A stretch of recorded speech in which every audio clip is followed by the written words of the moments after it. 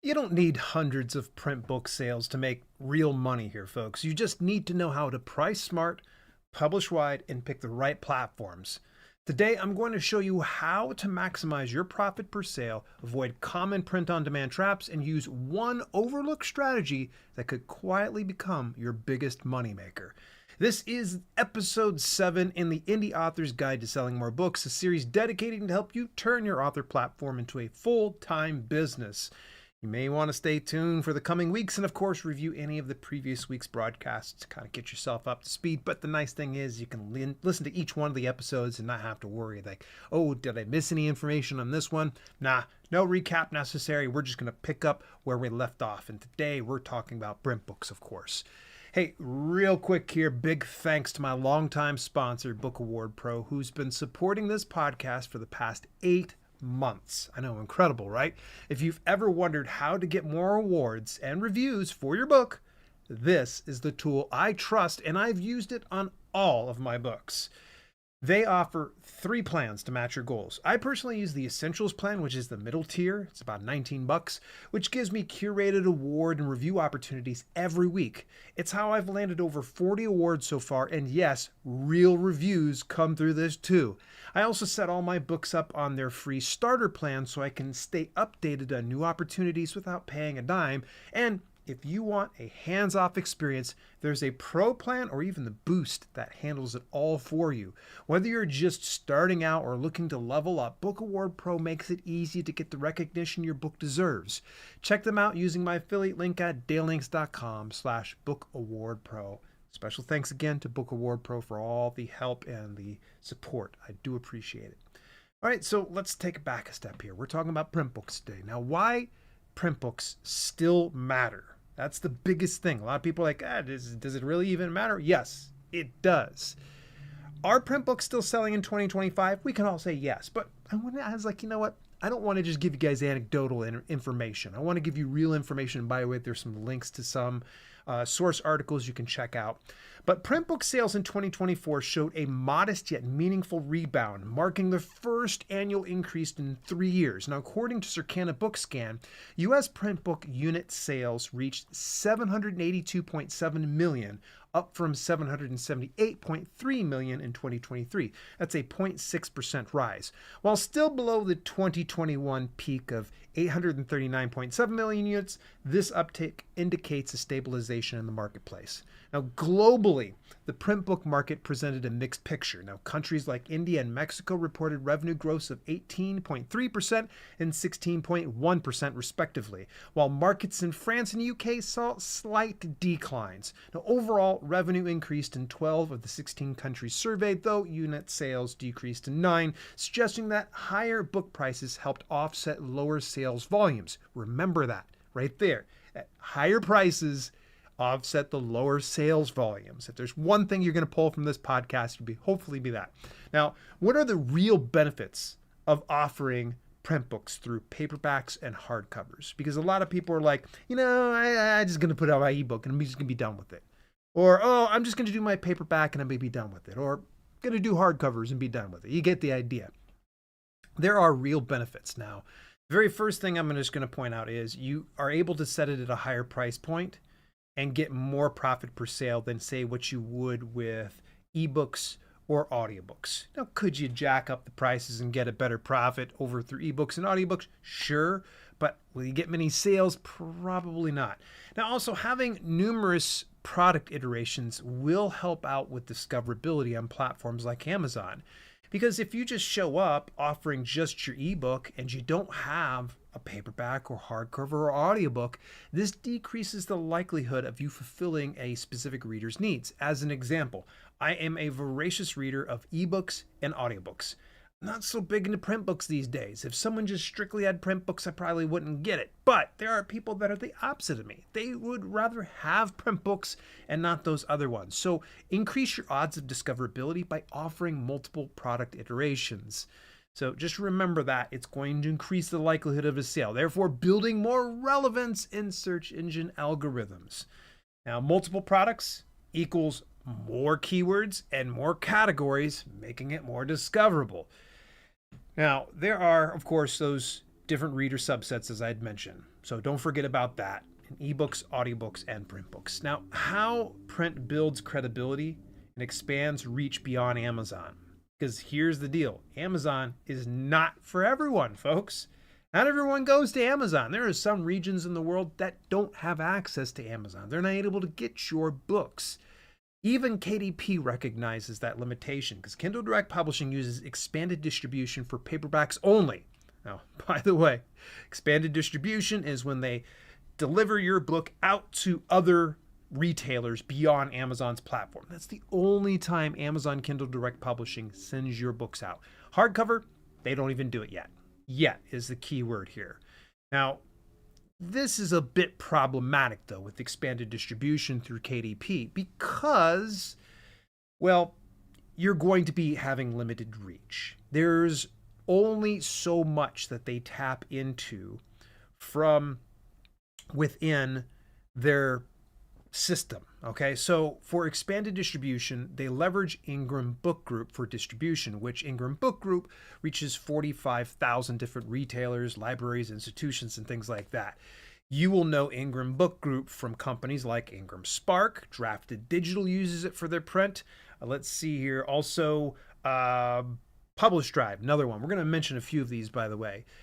The biggest difference between KDP and these others that are using Ingram Book Group is KDP is only leveraging US and UK distribution. There's no other distribution beyond that, which is kind of a head scratcher because a number of years ago, Green Create Space had expanded distribution. They reached all of Ingram Book Group. For whatever reason, they moved over in December 2018 and they lost part of it. And when I went to ask them about this, they didn't really have an answer for me.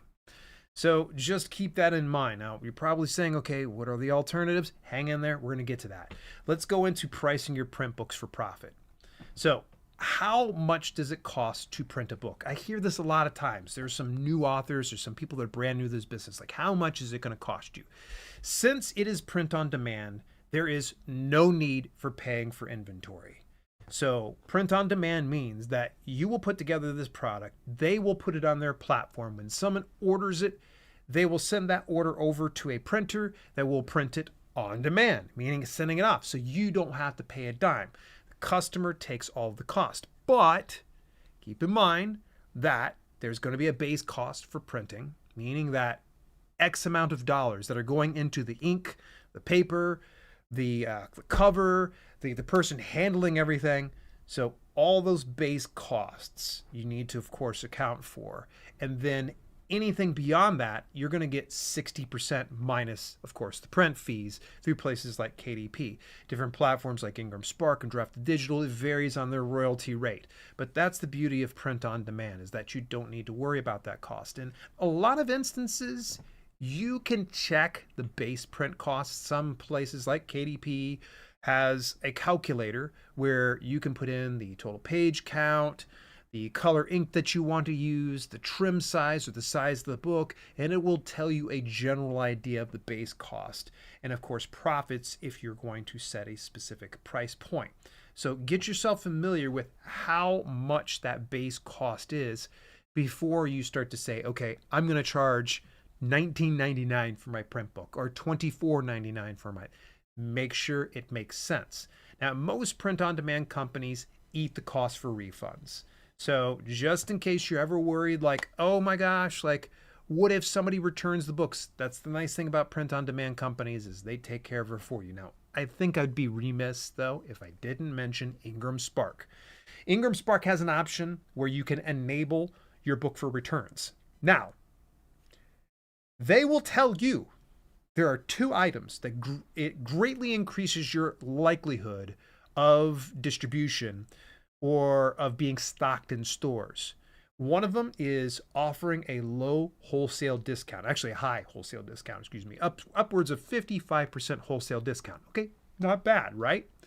I'm okay with that. That's fine because the profits come out great. If you want to increase the profits, you can always drop that. But remember, you're decreasing the likelihood of a retailer stocking your book on their site or in their stores. The other one is enabling returns. Now, here's the problem with enabling returns. You assume all responsibility for returns. This means that you're going to need to pay for what they spent on the books, and you need to pay for the shipping, and based on whether you want them destroyed or shipped to you, you're going to have to pay an additional amount more.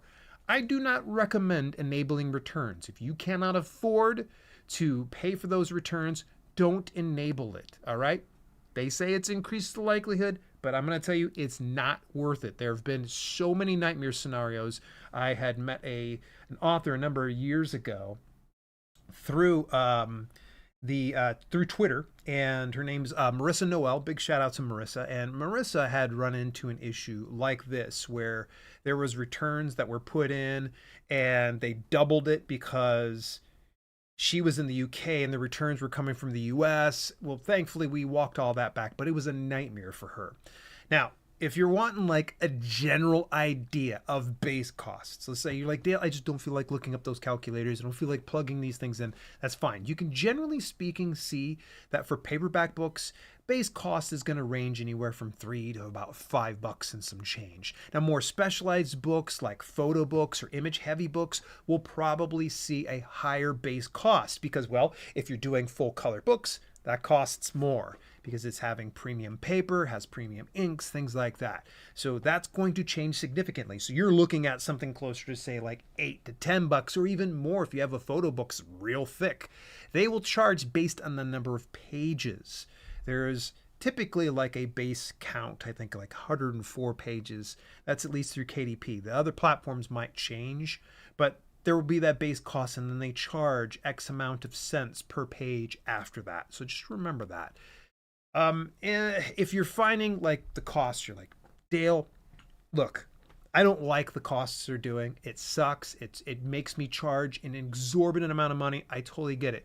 You're going to have to probably consider offset printing. It's not something I recommend because, of course, you're having to pay a large amount up front and you're going to have to fulfill distribution. I'll get to that here in a little bit. Or you can consider higher cost platforms like Lulu or Blurb or even BookVault. BookVault actually can be pretty reasonable with their print prices. I know that their hardcover print books are cheaper base cost wise versus KDP and Ingram Spark. Now, what are the ideal pricing ranges for print books? The very thing that I just recommend is study your niche and adjust your price accordingly. You'll be able to see the best sellers within your niche and what they're pricing their books at. But it's also important there's so many other factors to account for. For instance, are they part of a traditional publishing company? That's going to make a huge difference. Are they perennial sellers? Things like that. That's going to influence how you're going to price your book. So you're going to probably have to do what my good buddy Nick Thacker recommends, which is a little bit of trial and error. You're going to have to find out what works best for you and selling your books in your niche. But if I'm forced, gun to head, I'm forced to provide an answer as to pricing, here's what I suggest. It's general here, folks. Paperback books, this would be a standard 5x8 or 6x9. Fiction books, you can probably shoot for $12.99 to $16.99. For nonfiction, you can do about $14.99 to $19.99. Now, these prices strike a balance between affordability and profit, especially when you factor in print costs from KDP, Ingram Spark, or BookVault. Now, hardcovers, we'll go again with 5x8 and 6x9. Fiction, you want to shoot for $19.99 and $24.99. And then you have nonfiction, which is $24.99 and $34.99. Hardcovers naturally command higher prices due to production costs and perceived value. Readers expect to pay more for hardcovers, so don't undercut yourself here.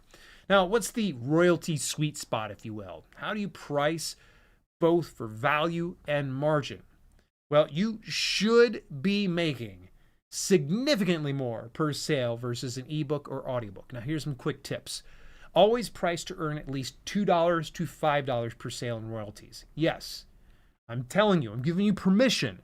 If you are not making at least $2 to $5 per sale, you may want to jack that rate up. And if you're finding that it's getting too high because the base costs were too high and all you had to drive it on up, then this is probably when you're going to need to look into alternatives. Now, avoid pricing it too low because you'll obviously cut into your margin and cheapen that perceived value. Some people are going to look at that and go, ooh, $9.99. Other Wayberry Shapeshifter books in this genre doesn't price it that low. It must be garbage. So be careful about that. Also, use odd numbers or price below the dollar, like $14.99 instead of $15. That looks more attractive on the sales page, and for whatever reason, it works in converting buyers into readers. All right, so let's transition over into what are the best print-on-demand platforms. Good Lord, this almost turned R-rated. My apologies. So what is the best print-on-demand platforms? I'm just going to give you some very basic ones here because we can go on forever about it. KDP Print, they're good for Amazon, but they're limited for bookstores. Yes, there is expanded distribution where you can get your paperback, but not your hardcover. I've already shared some of the disadvantages of expanded distribution. Included with that limited reach of Ingram Book Group, you're also getting a much lower royalty at 40% minus print fees. You can get much better in other platforms. So for instance, Ingram Spark, they've got all of the reach, and they do have fees and returns that you need to account for. Again, remember, returns, you can just shut that off. Now, what about those fees? You're probably going, whoa, wait a second. Hang on. It's free for me to do KDP. Yes, it's free for you to do Ingram Spark as well, but if you want to update 60 days after your book has been published, it's going to be about $25. Kind of sucks if you ask me, but I understand this is probably being handed down to them from their parent company at Ingram, that they're like, hey, if you need to update anything, it's going to be $25. Now, the cool thing is, if you're an Ally member, that's the Alliance of Independent Authors, you get one free update fee per month through them, and you can get access to the Alliance of Independent Authors and more information about them at dailylinks.com/ally. Link, of course, inside the show notes. But all that to say this, Ingram Spark, great. You could probably look around for some update fee waves. I tried to get one set up through Ingram Spark. Last couple of years, they definitely obliged, but this year they were like, sorry, Dale, we're not doing that anymore. So Ally is probably going to be your best source. Now, alternatives to Ingram Spark would include places like Drafted Digital, Lulu, or Publish Drive. Now, the reason why I mention these three is those three do leverage Ingram, meaning that they're hitting Ingram's full reach. But the problem is you are going to be getting less of a royalty. So, for instance, Drafted Digital is 45%. Lulu is an 80-20% split with Lulu of the net profits that come in. So meaning they're chipping away at it, as opposed to Ingram Spark, you just go right there and you can set the wholesale discount and be done with it. And Publish Drive, you're having to pay upfront every month in order to get that distribution. So this is why I mentioned Ingram Spark over the other three. That's not to say that the other three are inferior. Now let me give you another one as well to think about. It's Book Vault. They have higher quality, in my opinion. They've got better margins, and they also have direct sales focus. Now, they currently reach Amazon, Gardner's, which reaches tens of thousands of different retailers and such, the Great British Bookshop, and my favorite part, the direct sales features they have through Shopify, WooCommerce, PayHip, which is one I use, Wix, and API. With the direct sales feature through Book Vault, you're getting 100% of profits. So Book Vault only takes print and shipping costs. That's it. You keep all the other revenue. Now, Book Vault now has printers in the UK, US, Australia, and Canada. I need to say this again because I had a video more recently where someone was punching down on it and they were in Canada. They're like, Book Vault's not in Canada, blah, blah, blah. I'm like, no, it is. It just changed within the last few weeks. So yes, UK, US, Australia, and Canada, and I'm sure more regions are going to follow. That's it. That's Book Vault's MO. They continually expand. Now, why is this important? Again, having region-specific printers keeps shipping costs down. So there's a good reason why people up in Canada or Australia or in the US previously were probably upset, because when they ordered a book that was being fulfilled through Book Vault, it was having to come from all the way over in UK. Well, now that they have region-specific printers in these 4 different regions, this cuts down the shipping costs, and you're going to get some good high-quality books. Now, just as a heads up, though, I'm going to tell you this. They are a UK-based company, And Book Vault has been crushing it over in the UK for a long time, so the print quality is way better than the other options. Now, I've not explored Australia and Canada, obviously, but I'm sure it's probably comparable to the US. The US is good. It's good. It's good quality, but it's not quite as good as the UK. So any authors over in the UK, use Book Vault. They're really good. Now, which platforms do you want to avoid and why? Obviously, avoid vanity publishers. You'll know they're vanity publishers because they're going to try to take your rights. They're going to try to take all your money. They're going to upsell you every turn, and it's all going to feel really fishy. So vanity publishers, watch out for them. I would say avoid offset printing. I know that contradicts things I said earlier in the broadcast. I totally get it. Unless you have a way to distribute the books yourself. That's when you can use offset printing. Because remember, if you're going to order a pallet full of books or even a box full of books, you're in charge of that. Now, will you get more profit per book? Yes. In a lot of instances, offset printing is way cheaper than what you're going to get through print on demand. The base costs are much better. And if you've got a bulk order, it's going to cut down a lot of the costs. But remember, you're going to have to manage all the inventory. You're going to have to manage the shipping.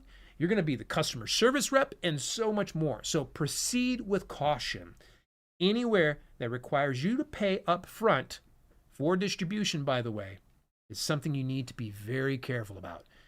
It's okay to pay up front for distribution as long as you know you can get that investment back in sales. And the same thing goes for offset printing. If you know you're going to be able to get that investment back and you've got proof of concept, there's a following that will buy your books, then by all means, go for it.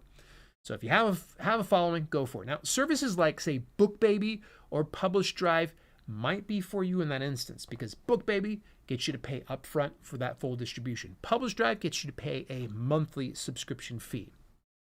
Double check all service providers that I've mentioned with Alliance of Independent Authors Watchdog list. It is a very comprehensive list of different service providers and companies and print-on-demand companies you can check on if you go over to dalelinks.com/watchdog. Now, selling more print books without more sales. You're like, okay, Dale, you said without more sales, how can we make that more? How about bundling print books with your digital books? Okay, this boosts value. So you're probably going to go, but Dale, hang on a second. I can't do that on Amazon. That's not possible. You're correct. Unless, of course, you got a vendor or a seller account, it's going to be hard to bundle those things. But places like Book Vault does offer bundling for print books. I know, pretty awesome, right?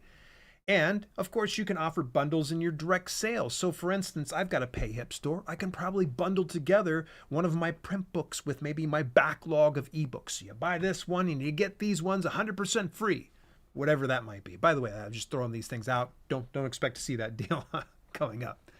So you can sell direct through places like Book Vault, plus Shopify, PayHip, all those ones. And as mentioned previously, leveraging libraries and indie bookstores is a great way to tap in. I love libraries for so many reasons.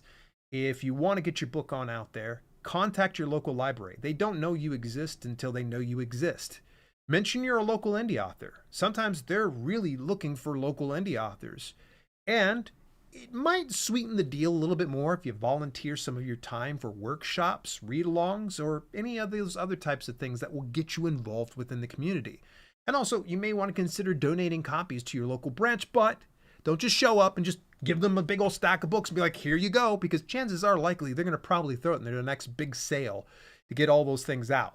What I would recommend is discuss this with a branch manager. So go into your local branch and say, hey, could I be able to speak to a manager? I'm a local indie author and I would love to donate some of these books, but I want to make sure that this is going to make it to your bookshelves. And if for some reason it doesn't make it to the bookshelves, can I make it back over into my hands? So that's just a very brief example.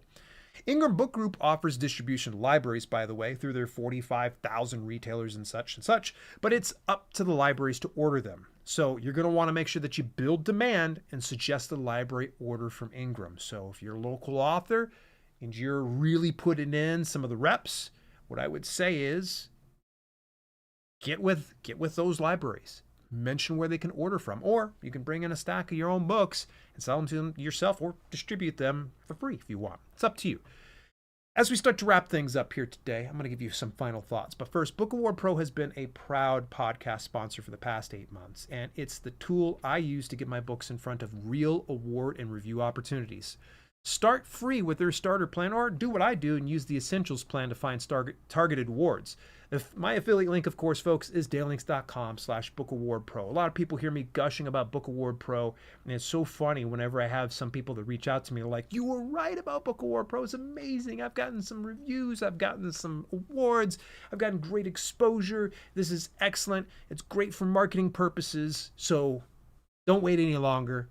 Go on over to dailylinks.com/Book Award Pro and find out why they are longtime sponsors here of this podcast, because you'll find out firsthand. Now, here are my final thoughts about today's topic. Can every author make money with print books, even with low sales? Well, combine high margin pricing, smart platform choices, and low cost marketing, and yes, you can profit more from less. I know a lot of people probably expected me to kind of go, well, we're going to talk about sales funnels, but sales funnels, I feel almost like it goes into something like nonfiction reading. And I feel like I wanted to kind of cover things that would be broadly including all fiction and nonfiction, and if you're into low content books as well. Also consider reframing your goal. Not more books, just the right ones to the right readers. So, you want more details about how to make money with print books? You're going to want to make sure you grab a copy of my award-winning book, Wide Publishing for Authors, available at every major online retailer and library when you visit dailylinks.com/widebook. Did you notice there, that little part right there where I said award-winning book? Yeah. Shout out to the sponsors again. Hey, next week we're going to go into episode 8 where we're going to talk about book promotion myths that keep you broke. Till later, this has been Self-Publishing with Dale, and I'll catch you next week.